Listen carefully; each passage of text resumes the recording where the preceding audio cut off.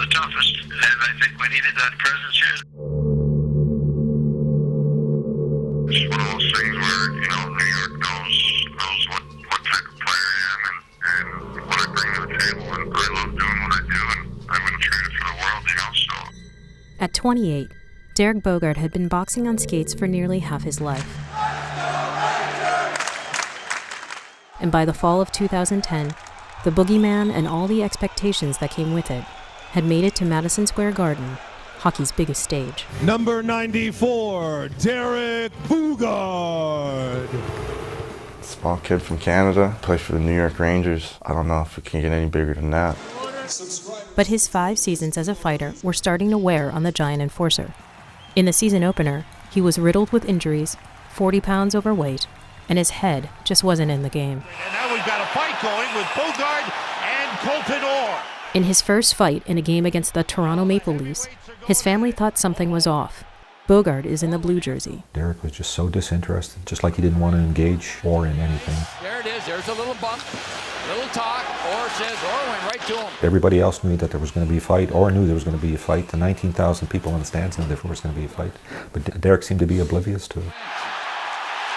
A year before, Boogaard had been in treatment for an addiction to prescription painkillers, and friends say Boogaard was once again downing fistfuls of pills. I don't think Derek handled the pressure as well as he wanted people to think he did. I mean, obviously you're making millions of dollars, and there was a lot of talk when he signed with the Rangers that he wasn't worth it. And I think he felt that he really had to live up to that. Boogaard is squared off with Sean Thornton. Thornton has given up 5 inches and about 53 pounds here. In his second fight against Boston, Boogaard in white appeared sluggish and slow. And you could tell that Thornton was looking for a fight, and Derek was basically just standing there looking at him, and Thornton punched him in the face twice. And Derek just stood there, which was normal for Derek. So here Boogaard with a gigantic reach, one of the most fearsome fighters in the NHL. But Thornton will take on anybody.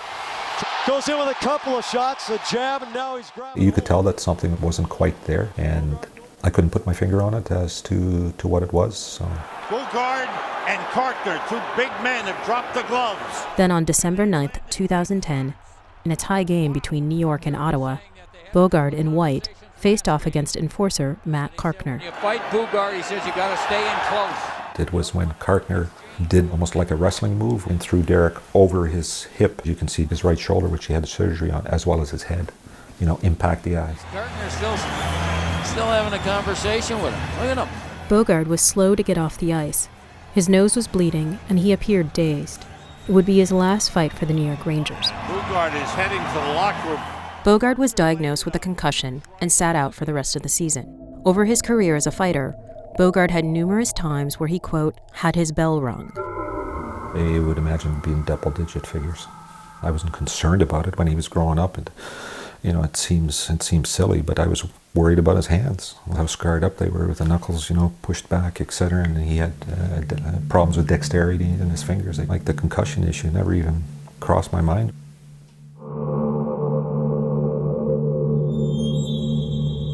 But the damage to his brain had been building over his career. Isolated in his New York apartment, Boogaard was experiencing blurred vision, headaches, and severe nausea. He could no longer play hockey and was spending tens of thousands of dollars on painkillers. There were several times that Derek just broke down and cried, and you don't know what to do. He's got this persona on the ice that, it's supposed to be his dad, supposed to be looking after him. How did it get so bad? In April, the Rangers sent their $1 million enforcer to a rehab center in California. And for the second time in 2 years, he wasn't taking it seriously. You have to accept help, and you have to acknowledge when you have a problem. I'd like to be able to blame someone. I can't.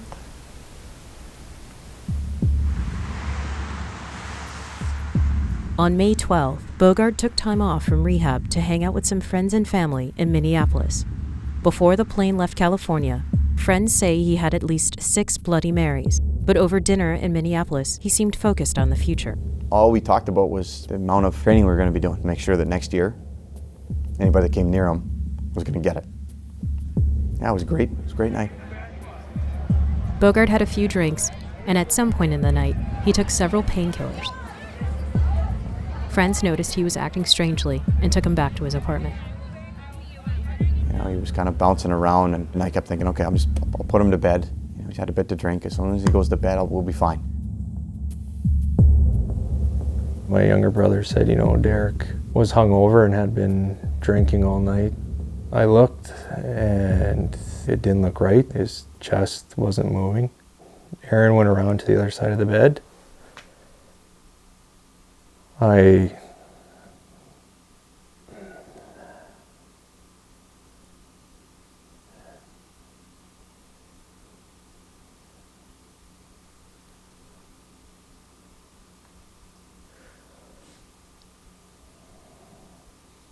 Bogart had died in his sleep.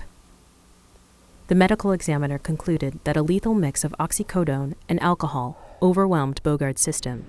We're here because we've lost a son, a brother, a role model, and a friend. At a memorial service, the Bogart family tried to make sense of this sudden death. I don't know, it's crazy. I don't understand. I mean, guys have fought and fought and fought for years. I don't know why this stuff's cropping up now. Hours after his death, the family got a phone call from a stranger who was also looking for answers. But he would need to study Bogart's brain. I was pretty shocked, to say the least, of their request. I mean, this is my child we're talking about. They're all terrible conversations when I call the families after they lose somebody. First thing I do is apologize for calling, because I know they don't want to hear from me. Researchers at Boston University's Center for the Study of Traumatic Encephalopathy suspected Bogart's death was part of a larger pattern of brain trauma among hockey players. What we're finding is that in individuals who have been exposed to repetitive, mild traumatic brain injury, like athletes that play football or boxers or hockey players, that down the line, some 8-10 years later, they start developing symptoms of, they're usually behavioral and personality changes. But then later on they can evolve into memory loss and cognitive changes, and that's the disease called chronic traumatic encephalopathy.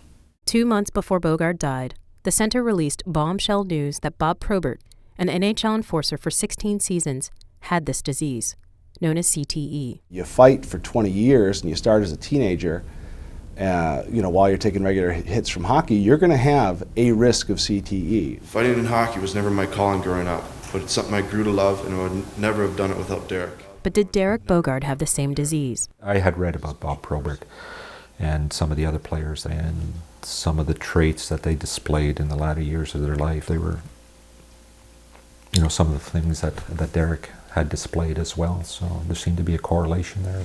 This is his brain. Neuropathologist Anne McKee studied Bogart's brain after his death. He clearly had CTE, and he didn't have the mildest phase of it. He was already getting into the disease spreading into other parts of his brain. In this cross-section of Bogart's brain, McKee was shocked to find clusters of a brain protein that could bring on dementia in people in their 40s or 50s. These areas appear as a brown stain. This is substantial destruction. It's in small areas of the brain. It isn't affecting the entire brain, but in those areas there's a lot of damage. I think it's very striking destructive changes in a person who's not even reached their 30th birthday. So far, the center has studied 4 hockey players, and all of them had CTE. They hope that these results will get the NHL's attention. It is a numbers thing. 1, it's an anomaly, 2 is a coincidence, 3, you start getting somewhere, and now 4, hopefully, is enough. Sometimes I step back and think, geez, we're identifying this really destructive and rare disease in former employees, and they're not asking a lot of questions. The National Hockey League says it is serious about preventing and treating concussions and has instituted rules on hits to the head. We would like there to be no concussions. We realize that in a game where physical contact is a part of the game, played in an enclosed environment, there's no out of bounds, there are going to be injuries. But in response to growing concerns about fighting in hockey, the league says there are no plans to change the rules of the game. You guys have, I know, have done a lot of work with concussions and being maybe ahead of the curve in terms of the concussion working group. We try. Some of the standards that you've implemented the last couple of years. How do you reconcile that with allowing fighting, Well, we don't allow fighting. Fighting's punished, penalized. The issue is whether or not you increase the penalties further. There doesn't seem to be an overwhelming appetite or desire to go in that direction at this point in time. On the part of whom? On virtually all constituent groups that we talk to, including the players. And in their view, Boston University's research is still in its early stages. Part of the issue is the handful of samples that they have. You don't know whether or not people would ever suffer effects because some of the preliminary stages were there, and you don't know that if they looked inside of your brain or mine right now, what they would find. I think while their work is worthwhile, the people we talk to think that their tendency to reach conclusions at a very preliminary stage is great for headlines, but not necessarily advancing the research. When the center broke the news to Bogaerts' family that had he lived, the giant enforcer might have been facing early dementia, his father stopped listening. A bleak future for his son, whose ashes are kept in his mother's home in Canada, and a cautionary tale for other enforcers. I know Derek's not alone in this. There's lots of players out there that are going through the same things. I would say there's absolutely got to be some of them who should think, if I have it, do I want to make it worse? Or if I don't have it, do I want to risk getting it? They should huddle together and say, do we want to keep punching each other in the head this much, or do we want to start doing this differently? And if they aren't, they're trading money for brain cells.